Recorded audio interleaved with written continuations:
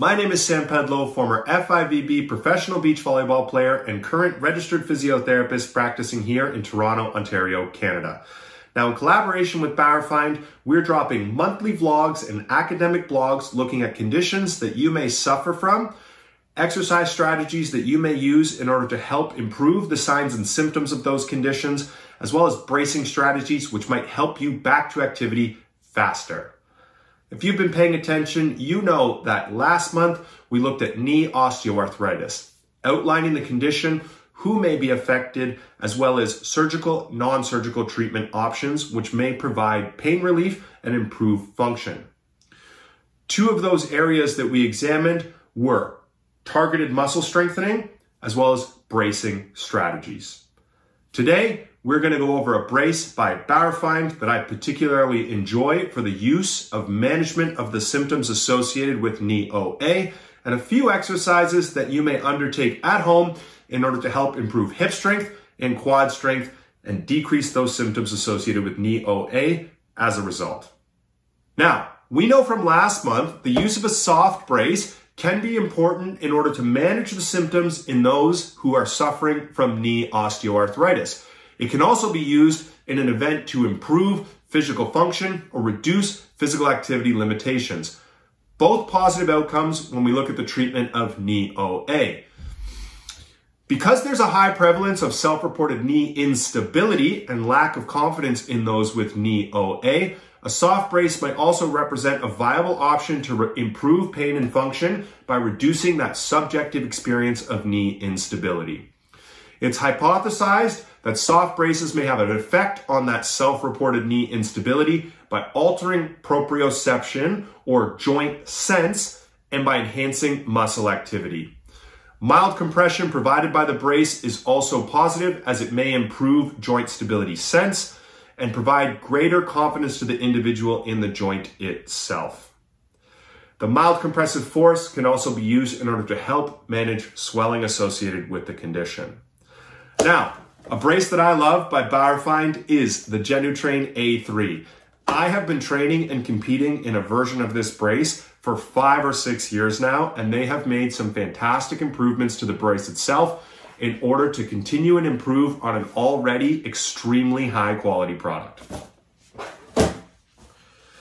Like all Bauerfeind braces, it's made out of an extremely high quality compressive knit. You're not going to get better targeted compression than from a brace through Bauerfeind. 2 huge upgrades that they've made in this brace, in my opinion. 1, we now have a tacky surface lining the top of the brace itself, so it's better going to adhere to your quads and it's going to move around less. A feature that I've been requesting for a long time as well are these tabs on the side of the brace on the plastic stays, which can be used to pull the brace up. In previous iterations, you would pull the brace from the side or the top, which reduced the longevity of the brace. Now, using these 2 anchors, you can safely pull the brace up, and once again, it's going to last you a significantly longer period of time. They have a new extended patellar donut, which is, let's call it, built up more aggressively on the medial aspect of the knee. Why do I love this? 1, we're going to get a little bit of patellar stabilization, but with extra reinforcement along the medial aspect of the knee.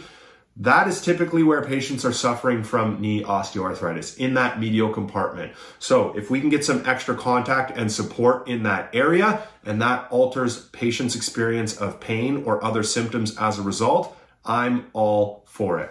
So the new Genutrain A3 would be my suggestion if you're looking to pick up a soft orthosis that is not overly bulky and is relatively minimalistic in order to help manage those signs and symptoms associated with knee OA. Okay, first exercise we're going to look at here in order to address maybe a strength deficit at the quadriceps at a painful knee is going to be our terminal knee extension. Very simple exercise used in the treatment of anything involving the quadriceps at a low level when pain is particularly high. We're going to take a heavy band, we're going to loop it around a sturdy surface. We're going to put the band above the popliteal fossa, okay? Don't stick it back here in the knee crease. We have too many valuable structures that run behind there that we don't want pinched or cut off because of a band. The goal with this exercise is to let the knee bend and straighten against resistance in order to produce a quad contraction. A low-level exercise that typically patients will always tolerate, even post-operatively. But one cue that I like to instill in the patients in order to get a higher level quad contraction is this feeling like you're trying to slide your toe forward, but it's not actually going to go anywhere, okay? This is going to result in knee extension as a result of your tibia sliding forward, but also your femur going backwards against the band, okay?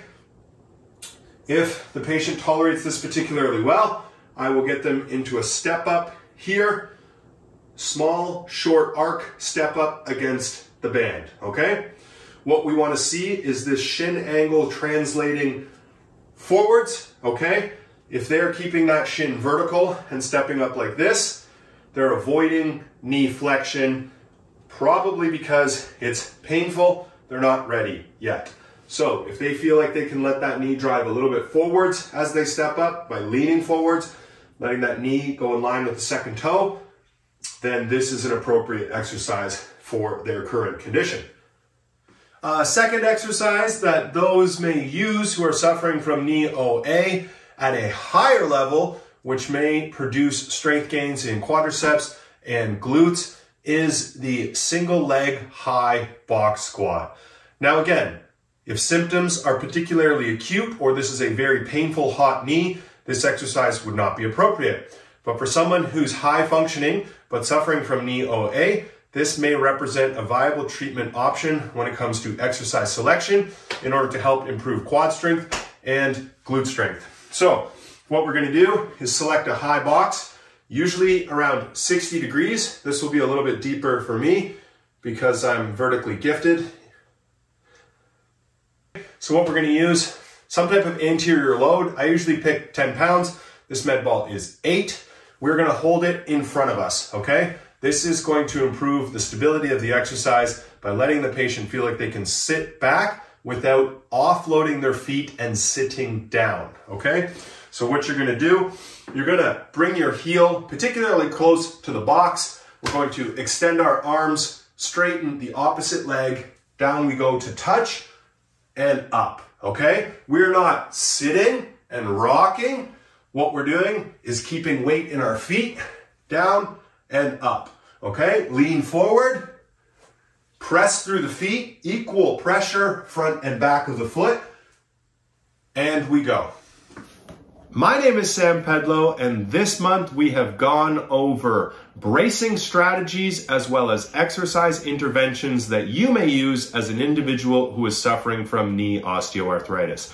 Stay tuned next month as we continue to dive into academic topics related to injuries that you may be experiencing as a weekend warrior, treatment strategies that you may use to get you back to the field quicker, and bracing strategies that may help you manage the signs and symptoms associated with the condition.